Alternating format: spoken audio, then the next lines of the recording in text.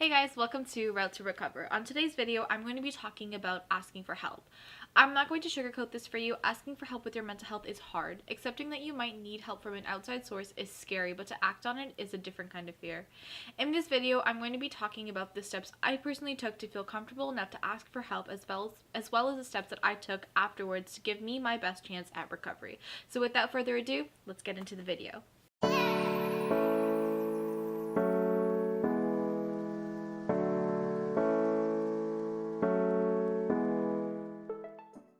Before getting started, I wanted to mention that I've had my fair share of horror stories when it comes to doctors, and I'm sure you've had your own. You're most likely not going to find your perfect process in your first try. The key is to try not to give up on yourself, and I know it's something that I'm personally struggling with.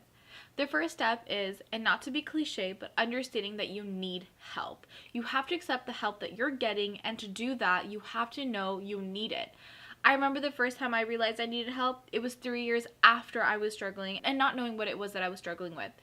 It definitely is a process, and it can take a long time because most people don't realize they need help until they've unfortunately hit rock bottom.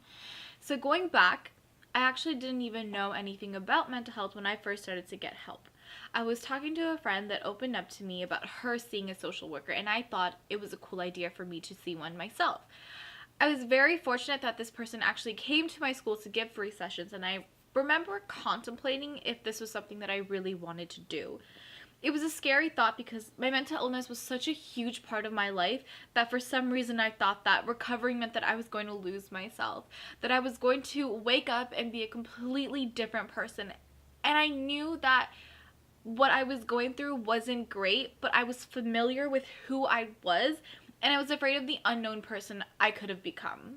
What I did was I went home and I discussed it with my mom. And being from a South Asian community, it wasn't the easiest thing. We never talked about mental health in my home, and it wasn't something that any of us, including myself, knew a lot about. I did a whole bunch of research on social workers and what they did in terms of mental health to prepare myself for what I was thinking about stepping into. I found that learning more about what it was that the appointment would be like definitely made it easier because now I knew what I was walking into. I actually stopped seeing my social worker after I left for university, so for a while I wasn't getting any help. Fast forward to a few years later when I decided once again I needed to receive some help. I remember this time was a lot scarier because I was actually going to see a family doctor, and to me for some reason that made it a little bit more serious. What I did to prepare for this was I actually got a piece of paper and I made a list. I love making lists, and as I've mentioned in previous videos, it makes everything a lot more black and white for me, and it helps me come up with a better decision.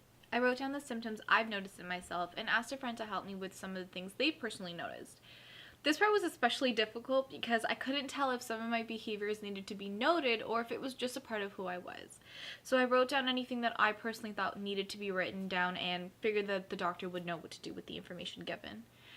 This next step is actually going ahead and making that appointment. It's at this part where things became really real to me, and when I made the phone call, I was terrified.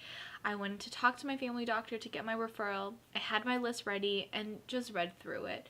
My family doctor told me he was going to refer me to a psychiatrist. So to prepare for that appointment, I made sure to look over my list one more time with a friend to ensure that everything on it was still relevant or if I needed to add more to it. I just wanted to make sure I didn't miss anything or say something that I wasn't feeling anymore. Just as a side note, if you find that on your list you have something that you no longer feel, make sure to still keep it on your list.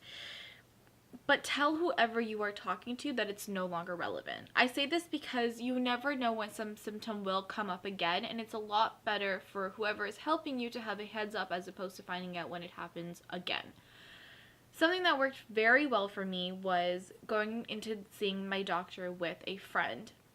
It really helped to have a support, and she already knew my story, so there wasn't anything I was hiding from her. That being said, ensure that you are taking someone with you to this appointment who you are okay with telling your psych everything with them there. You don't want to be in a situation where you feel as if you have to hide certain stories due to someone being there with you.